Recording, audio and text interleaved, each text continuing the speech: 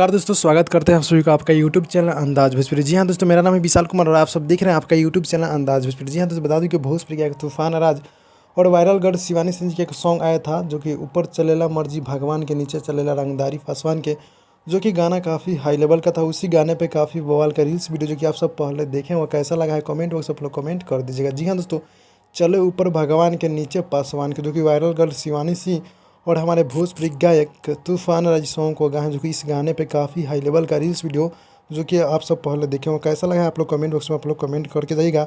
बहुत ही high level का ये सॉन्ग है। जी हाँ दोस्तों, जो कि संगम रिकॉर्ड्स भोजपुरी यूट्यूब चैनल के माध्यम से गाना आया हुआ है, जो कि हमारे प्रदुमन मुनीलाल जी गीत को लिखे हैं और म्यूजिक है जेपी तिवारी जी, काफ़ी बॉल के म्यूजिक जेपी तिवारी जी देते रहते हैं। और संगम रिकॉर्ड्स भोजपुरी यूट्यूब चैनल के माध्यम से गाना आ चुका है, जाकर आप लोग सुन लीजिए।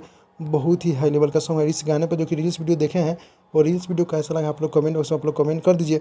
और जितने भी भाई लोग देख रहे हैं आप लोग मेरे चैनल को सब्सक्राइब कर दीजिए, क्योंकि आपको यहाँ पे इसी तरह का न्यूज़ मिलते रहेगा। जी हाँ दोस्तों, तो भाई लोग चलते हैं अगली वीडियो में, तब तक के लिए बाय बाय दोस्तों।